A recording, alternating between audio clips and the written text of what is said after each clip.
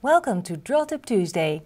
Here's your weekly dose of inspiration to build a creative habit, one drawing at a time. Brought to you by Sketchbook School. Today, let's make and send a greeting card.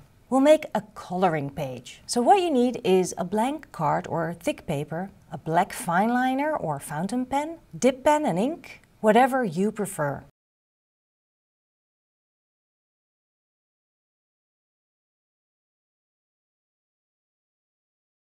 Here in Amsterdam, it's getting colder and it's getting wintry, so I want to draw some penguins. To do that, I just draw a whole bunch of them in different sizes, dividing them over the card so the white space that's left feels kind of balanced. If you choose to draw characters, make sure there's enough to color for the person who receives the card. I'm adding scarves and hats and make them striped or dotted, which invites to use all the colors from the crayon box. I'll fill the white space with some snowflakes, and now this card is ready to be sent. Have fun making your own card and sending them.